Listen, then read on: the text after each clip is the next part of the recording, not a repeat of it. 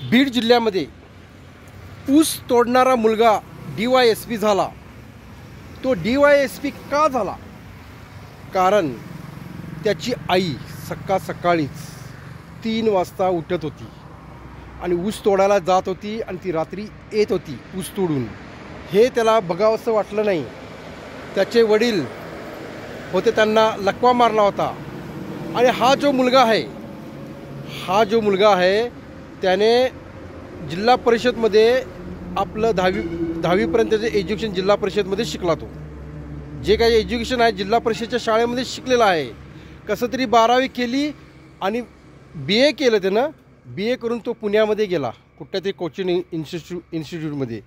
तिथं जाऊन कुठेतरी हॉटेलमध्ये काम करत थोडं कोचिंग घेतलं आणि तो DYSP झाला. तुम्हाला काय सांगायचं आहे मला, की तुम्ही अभ्यास करा. आणि कुठलाही मुलगा तुम्ही MPC क्लिअर करू शकतो, UPSC क्लिअर करू शकतो. तुम्ही फक्त अभ्यास करायचा आहे. तुम्ही MPC वरतीच प्रेम करा, MPCवर प्रेम करा, UPSC एक्झाम्सवर प्रेम करा. तुम्ही जेवढं त्यांना प्रेम देणार तेवढं तुम्हाला सक्सेस मिळणार.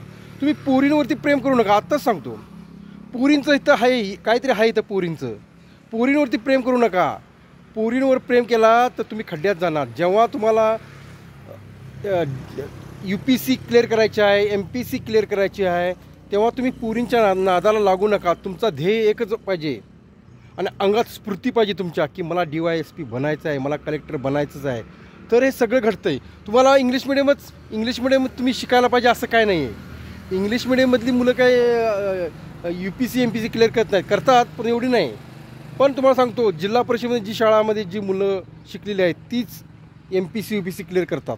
तुम्हाला आता सांगतो, तुम्ही फक्त अभ्यास करायचा. तुमच्या आईबापांचं नाव तुम्हाला वरती काढायचं आहे.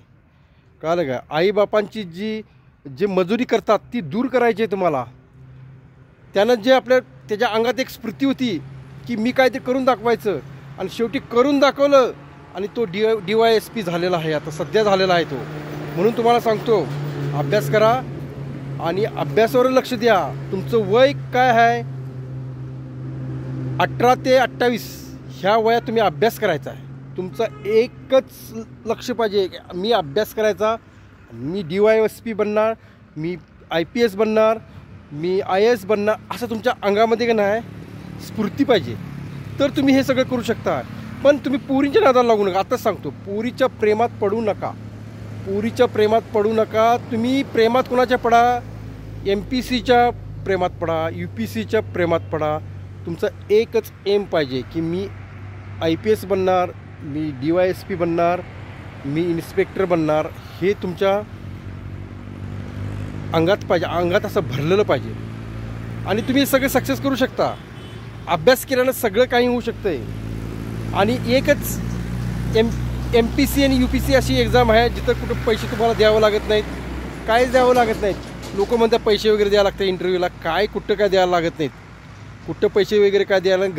गरीब माणूस जरी असला तरी त्याचं सक्सेस होतं आहे. फक्त तुम्ही अभ्यास करायला पाहिजे.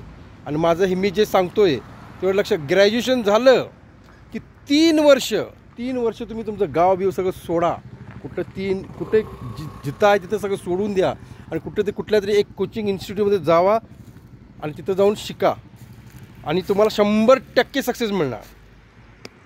तुमचा एकच डोक्यात पाहिजे की. आणि तुम्हाला सांगतो, खेड्यातलाच माणूस का नाही MPC UPSC बनतोय. आता सांगतो. आणि जिल्हा परिषदची मुलंच हे MPC UPSC क्लिअर करतात. ओके, मी जे सांगतो तेवढं ऐका. ओके रे, तुम्ही 100% तुम्हाला सक्सेस मिळणार. काय जरुरी नाही की मी इंग्लिश मिडियम शिकलेलं पाहिजे, हे काय नाही. मराठी मिडियमची मुलंच UPSC MPC क्लिअर करतात. ओके.